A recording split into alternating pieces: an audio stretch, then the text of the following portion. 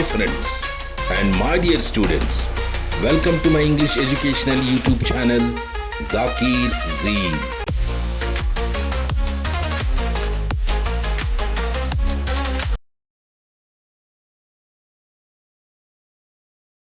Please subscribe to my YouTube channel and press bell icon for the notification of new videos.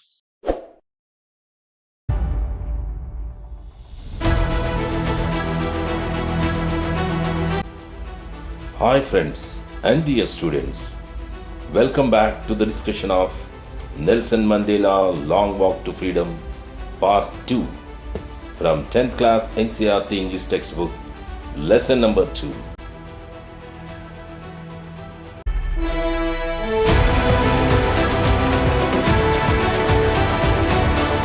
Nelson Mandela Long Walk to Freedom Part 2.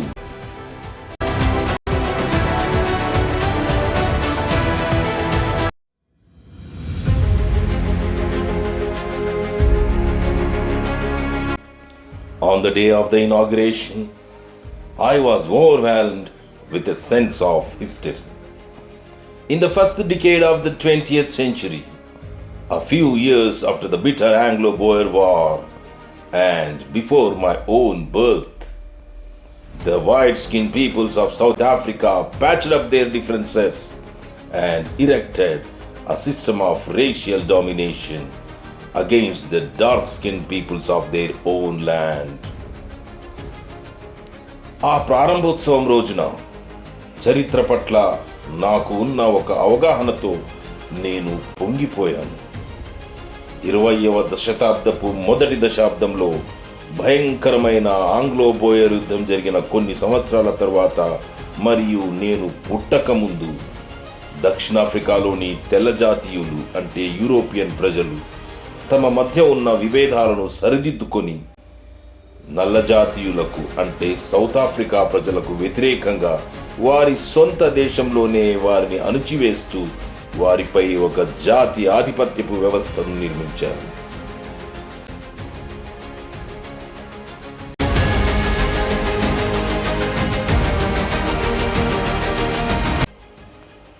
The structure they created formed the basis of one of the harshest, most inhumane societies the world has ever known. Now, in the last decade of the 20th century, and my own 8th decade as a man, that system had been overturned forever and replaced by one that recognized the rights and freedoms of all peoples, regardless of the color of their skin. వారు సృష్టించిన ఈ జాతీయ ఆధిపత్యపు వ్యవస్థ యొక్క నిర్మాణం ప్రపంచానికి ఇప్పటి వరకు తెలిసిన అత్యంత కఠినమైన అత్యంత అమానవీయమైన సమాజాలలో ఒకటిగా ఈ సౌత్ ఆఫ్రికాలోని సమాజం మారడానికి మూలమయ్యింది. ఇప్పుడు ప్రస్తుతం 20వ శతాబ్దపు చివరి దశాబ్దంలో మరియు నేను మనిషిగా 8వ దశాబ్దంలోకి అడుగడిన తర్వాత అంటే నాకు 80 సంవత్సరాలు నిండిన తర్వాత ఆ అత్యంత కఠినమైన వ్యవస్థ శాశ్వతంగా తారుమారు చేయబడింది మరియు జాతి వర్ణం వంటి వాటితో సంబంధం లేకుండా అన్ని రకాల ప్రజల యొక్క హక్కులు మరియు స్వేచ్ఛలను గుర్తించే ఒక మంచి వ్యవస్థతో మార్పు చేయబడింది.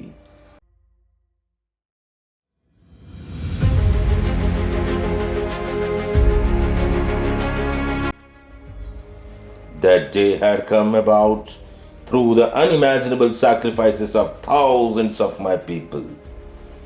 People whose suffering and courage can never be counted or repaid.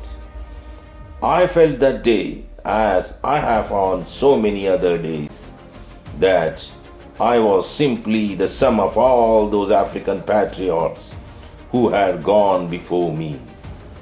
That long and noble line ended and now began again with me. I was pained that I was not able to thank them and that they were not able to see what their sacrifices had wrought. ఆ రోజు అంటే ఆ స్వేచ్ఛాయుతమైన రోజు వేల మంది నా ప్రజల ఊహించలేనన్ని త్యాగాల ద్వారా వచ్చింది. వారి బాధలు మరియు ధైర్యాన్ని ఎప్పటికీ లెక్కించలేము లేదా తిరిగి చెల్లించలేము. ఆ రోజు నాకు చాలా ఇతర రోజుల మాదిరిగానే నాకంటే ముందు వెళ్ళిపోయిన ఆ ఆఫ్రికన్ దేశభక్తుల అందరి మొత్తాన్ని నేనే, ఆ కూడికను నేనే అని నాకు అనిపించింది. ఆ సుదీర్ఘమైన మరియు ఉన్నతమైన శకం ముగిసింది మరియు ఇప్పుడు నాతో మళ్ళీ ప్రారంభమైంది. నేను వారికి కృతజ్ఞతలు చెప్పలేకపోయానని మరియు వారి త్యాగాలు ఎటువంటి వ్యవస్థ రూపుదిద్దుకోవడానికి దోహదపడ్డాయో వారు చూడలేకపోయారని చాలా బాధపడ్డాను.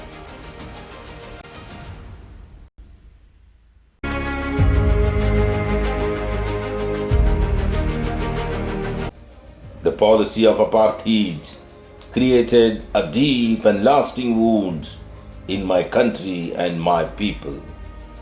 All of us will spend many years, if not generations, recovering from that profound hurt. వర్ణ వివక్ష విధానం నా దేశంలో మరియు నా ప్రజలలో లోతైన మరియు శాశ్వత గాయాన్ని సృష్టించింది. మనమందరం ఆ లోతైన తీవ్ర గాయం నుండి కోలుకోవడానికి తరతరాలు కాకపోయినా చాలా సంవత్సరాలే గడపవలసి ఉంటుంది.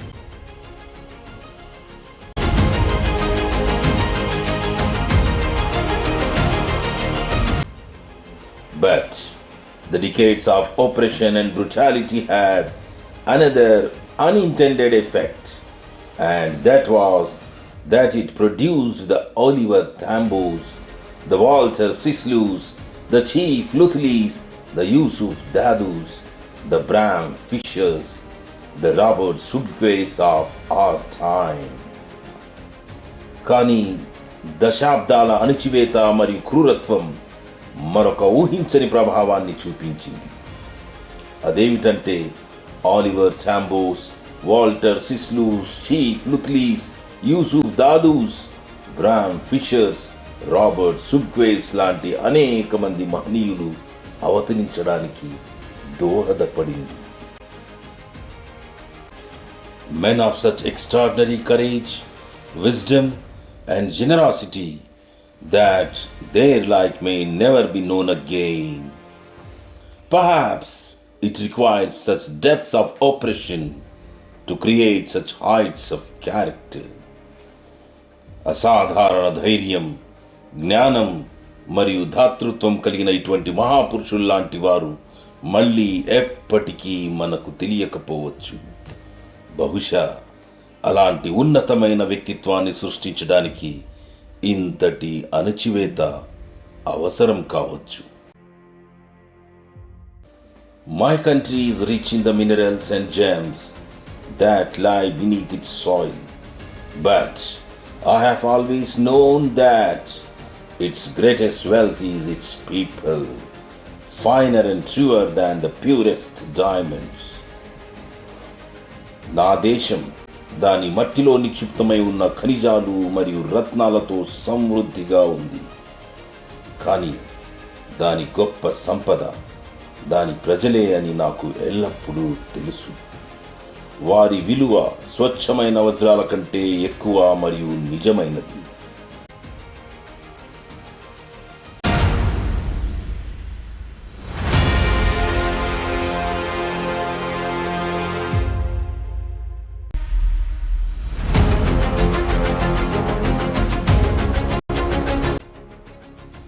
It is from these comrades in the struggle that I learned the meaning of courage.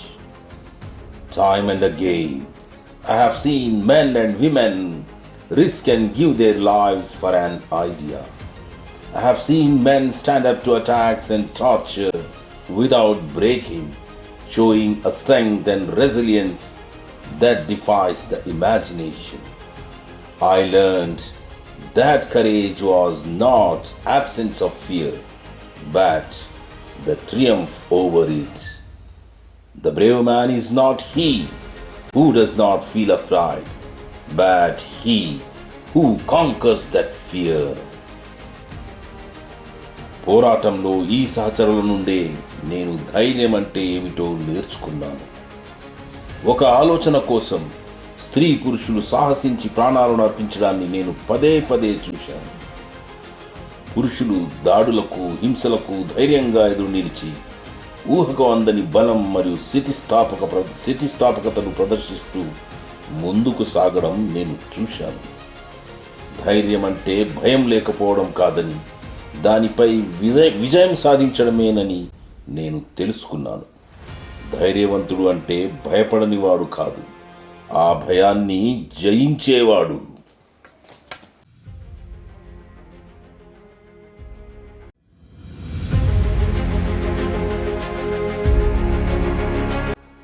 No one is born hating another person because of the color of his skin or his background or his religion. People must learn to hate. And if they can learn to hate, they can be taught to love. For love comes more naturally to the human heart than its opposite. ఏ వ్యక్తి కూడా పుట్టుకతోనే మరొక వ్యక్తిని అతని చర్మం రంగు, వర్ణం లేదా అతని నేపథ్యం లేదా అతని మతం కారణంగా ద్వేషిస్తూ పుట్టడు. ప్రజలు ద్వేషించడం నేర్పించబడతారు. వారు ద్వేషించడం అనేది నేర్చుకోగలిగినట్లయితే వారికి ప్రేమించడం అనేది కూడా నేర్పించగలగాలి. ఎందుకంటే ద్వేషంతో పోల్చినప్పుడు ప్రేమ అనేదే ఎక్కువగా మానవ హృదయానికి సహజంగా వస్తుంది.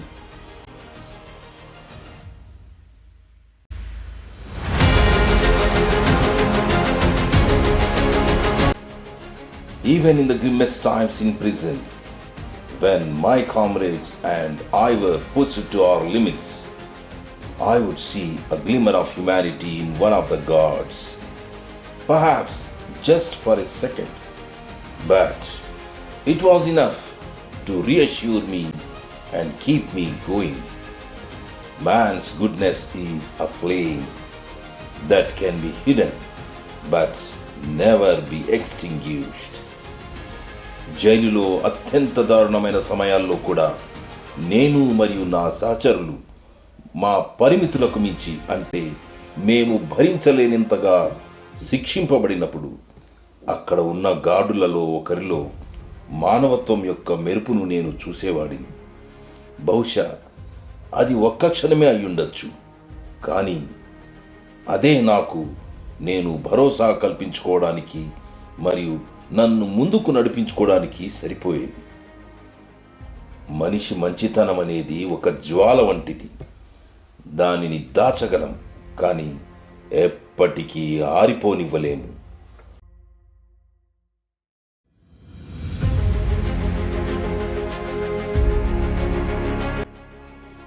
In life, every man has two obligations. Obligation to his family, to his parents, to his wife and children. And he has an obligation to his people, his community, his country. జీవితంలో ప్రతి మనిషికి రెండు బాధ్యతలు ఉంటాయి. తన కుటుంబం పట్ల, తల్లిదండ్రుల పట్ల, భార్యాపిల్లల పట్ల మరియు తన ప్రజల పట్ల, సమాజం పట్ల, దేశం పట్ల అతనికి బాధ్యతలు ఉంటాయి.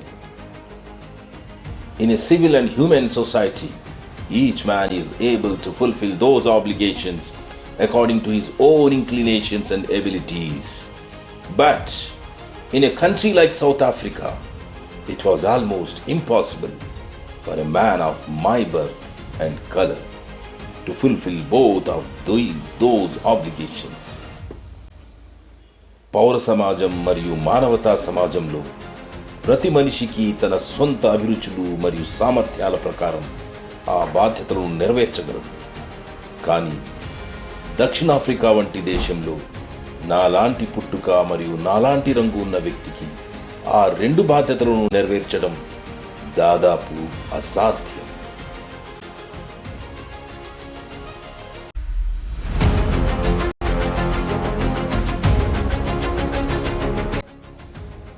In South Africa, a man of color who attempted to live as a human being was punished and isolated. In South Africa, a man who tried to fulfill his duty to his people was inevitably ripped from his family and his home and was forced to live a life apart, a twilight existence of secrecy and rebellion. I did not in the beginning choose to place my people above my family, but in attempting to serve my people, I found that I was prevented from fulfilling my obligations as a son, a brother, a father, and a husband. దక్షిణాఫ్రికాలో మానవత్వంతో జీవించటానికి ప్రయత్నించిన ఒక నల్ల జాతి వ్యక్తి శిక్షింపబడి ఒంటరిగా ఉంచబడ్డాడు. దక్షిణాఫ్రికాలో తన ప్రజల పట్ల తన విధిని నెరవేర్చడానికి ప్రయత్నించిన ఒక వ్యక్తిని తప్పనిసరిగా తన కుటుంబం మరియు ఇంటి నుండి వేరు చేయబడి విడిగా జీవించవలసి వచ్చింది. రహస్యం మరియు తిరుగుబాటుతో కూడిన సంధ్యా జీవితాన్ని గడపవలసి వచ్చింది.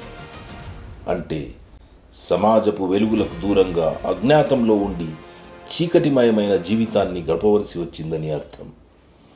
మొదట్లో నేను నా ప్రజలను నా కుటుంబం కంటే ఎక్కువ ప్రాధాన్యతనివ్వాలని అనుకోలేదు. కానీ నా ప్రజలకు సేవ చేయడానికి ప్రయత్నించినప్పుడు ఒక కొడుకుగా, సోదరుడిగా, తండ్రిగా మరియు భర్తగా నా బాధ్యతలను నెరవేర్చకుండా నేను నిరోధించబడినట్లు నాకు తెలియవచ్చింది.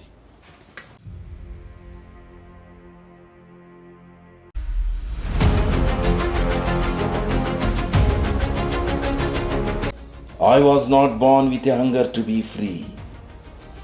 I was born free. Free in every way that I could know. నాకు పుట్టుకతోనే స్వేచ్ఛగా ఉండాలనే కోరిక లేదు. నేను స్వేచ్ఛగానే పుట్టాను. నాకు తెలిసిన ప్రతి అంశంలోనూ అన్ని విధాలుగా కూడా స్వేచ్ఛగానే ఉన్నాను.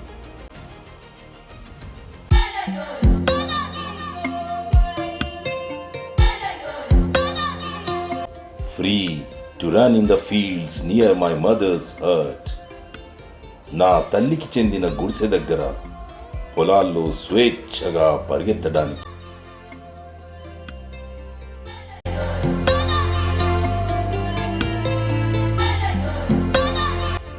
Free to swim in the clear stream that ran through my village. మా గ్రామం గుండా ప్రవహించే స్వచ్ఛమైన నీటి ప్రవాహంలో స్వేచ్ఛగా ఈత కొట్టడానికి.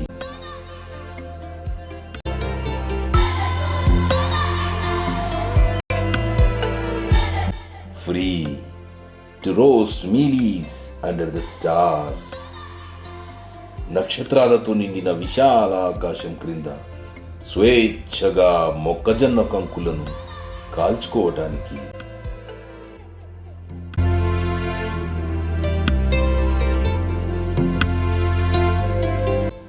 And ride the broad backs of slow moving bulls. మరియు నెమ్మదిగా కదిలే ఎద్దుల విశాలమైన వీపులపై స్వారీ చేయటానికి.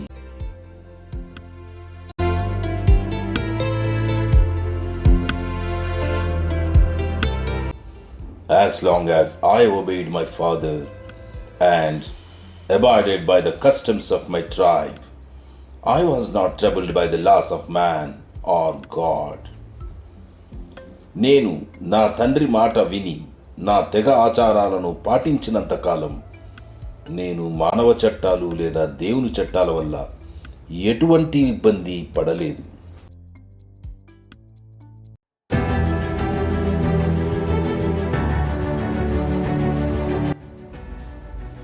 It was only when I began to learn that my boyhood freedom was an illusion, when I discovered as a young man that my freedom had already been taken from me, that I began to hunger for it. At first, as a student, I wanted freedom only for myself. The transitory freedoms of being able to stay out at night, read what I pleased, and go where I chose. Later, as a young man in Johannesburg, I earned for the basic and honorable freedoms of achieving my potential, of earning my keep, of marrying and having a family, the freedom not to be obstructed in a lawful life. నా బాల్యంలో నా స్వేచ్ఛ ఒక భ్రమ అని నేను తెలుసుకోవడం ప్రారంభించినప్పుడు, యువకుడిగా నా స్వేచ్ఛ ఇప్పటికే నా నుండి తీసుకోబడిందని నేను తెలుసుకున్నాక, నేను దానికోసం ఆకలితో అలమటించడం ప్రారంభించాను. మొదట విద్యార్థిగా నేను నా కోసం మాత్రమే స్వేచ్ఛను కోరుకున్నాను. రాత్రిపూట బయట ఉండి నాకు నచ్చినది చదివి నేను ఎంచుకున్న చోట వెళ్ళగలిగే తాత్కాలిక స్వేచ్ఛలు.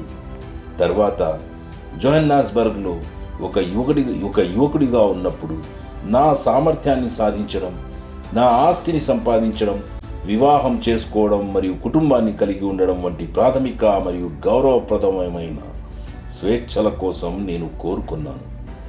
చట్టబద్ధమైన జీవితంలో అడ్డంకులు లేని స్వేచ్ఛ ఉండాలని కోరుకున్నాను.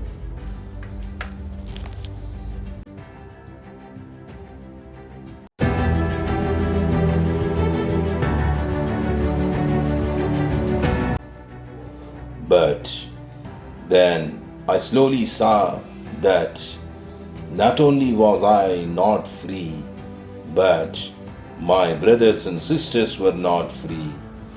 I saw that it was not just my freedom that was curtailed, but the freedom of everyone who looked like I did. కానీ తర్వాత నెమ్మదిగా నేను ఏమి గ్రహించానంటే, నేనే కాదు, నా దేశ సోదరులు మరియు సోదరీమణులు కూడా స్వేచ్ఛగా లేరు అనే విషయాన్ని గ్రహించాను. నా స్వేచ్ఛ మాత్రమే కాదు, నాలా కనిపించే ప్రతి ఒక్కరి స్వేచ్ఛ కూడా హరించబడిందని నేను గ్రహించాను.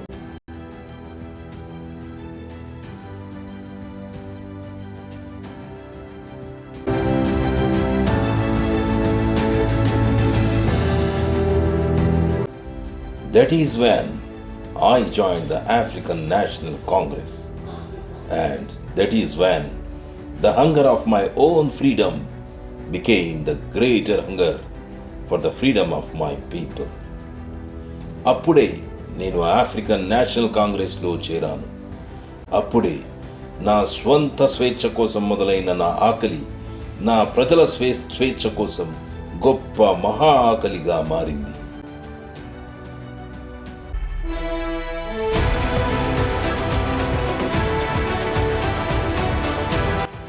It was this desire for the freedom of my people to live their lives with dignity and self-respect that animated my life, that transformed a frightened young man into a bold man.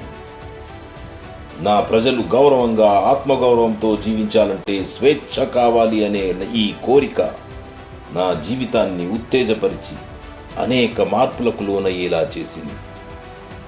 భయపడుతూ ఉండే ఒక యువకుడినైన నన్ను ధైర్యవంతునిగా మార్చింది.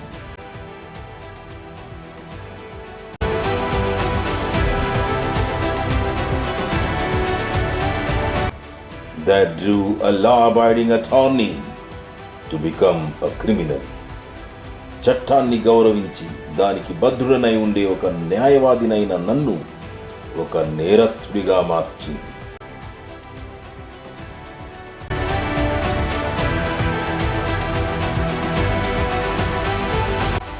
That turned a family-loving husband into a man without a home. కుటుంబాన్ని ప్రేమించే భర్తనైన నన్ను ఒక ఇల్లు లేని వ్యక్తిగా మార్చింది.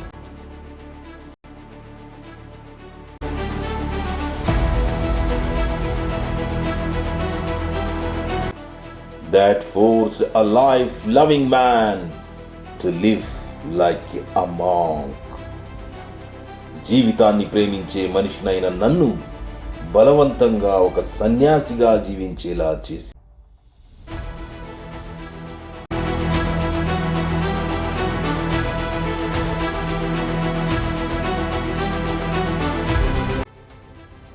I am no more virtuous or self-sacrificing than the next man. But I found that I could not even enjoy the poor and limited freedoms I was allowed when I knew my people were not free. Freedom is indivisible. The chains on any one of my people were the chains on all of them. The chains on all of my people were the chains on me. నేను నా తోటి వ్యక్తి కంటే సద్గుణవంతుడిని లేదా త్యాగశీలిని కాదు. కానీ నా ప్రజలు స్వేచ్ఛగా లేరని నాకు తెలిసినప్పుడు నాకు అనుమతించబడిన అతి తక్కువ మరియు పరిమిత స్వేచ్ఛలను నేను ఆస్వాదించలేనని నేను గ్రహించాను. స్వేచ్ఛ విడదీయరానిది. నా ప్రజలలో ఏ ఒక్కరికైనా సంఖ్యలు ఉన్నా అవి అందరిపై ఉన్నట్లే. వారందరిపై సంఖ్యలు ఉన్నట్లయితే అవి నాపై ఉన్నట్లే.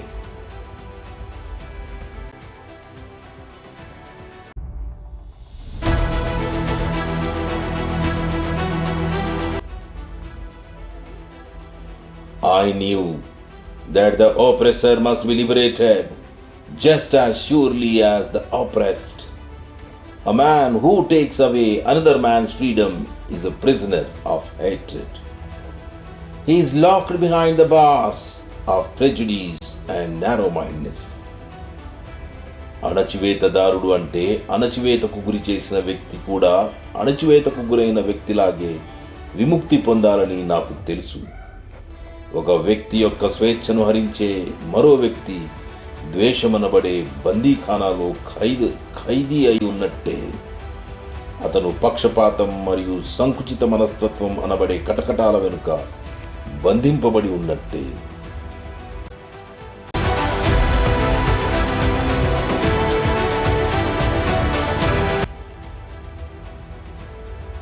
I am not truly free if I am taking away someone else's freedom, just as surely as I am not free when my freedom is taken from me. The oppressed and the oppressor alike are robbed of their humanity. నా స్వేచ్ఛ నా నుండి తీసుకోబడినప్పుడు నేను ఎంత స్వేచ్ఛగా ఉండనో, నేను వేరొకరి స్వేచ్ఛను హరించినప్పుడు కూడా నిజంగా అంతే స్వేచ్ఛగా లేనట్టే. అణచివేతకు గురైన వ్యక్తి మరియు అణచివేసిన వ్యక్తి ఇద్దరూ తమ తమ మానవత్వం దోచుకోబడ్డవారే.